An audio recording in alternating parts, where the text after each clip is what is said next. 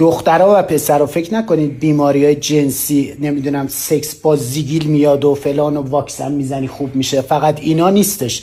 نگاه کنین دکتر یه 2 تا بیماری دیگر رو بگو بچه‌ها بدونن. ببین مازیار جان عزیزم چیزی که خیلی مهمه اینه که بعضی از مریضا میان تبخال دارن یا اسم دیگهش هرپسه، چیزایی که میره میاد، وقتی که میاد دردناکه و خیلی رو مغزشونه. خب مریض پزشک زیاد هست، پزشکایی که خودشون دارن، قاضی، وکیل، خلبان، همه چیز، و علتش هم تعدد سکسای زیاده یا اینکه با یه فردی که مبتلاست. میگه آزمایش بدن، یعنی اصلا اینو مثلا با آزمایش هم داشته باشن دارن دیگه، یعنی دارن دیگه، باید حواسشون جمع باشه. دکتر روش نمیشه، منظورش اینه که دست زیاد میچرخه. الان تو رابطه کسی پایدار نیست دیگه، امشب با این فردا با یکی دیگه، با هر آدمی نرین تو رابطه. 100%.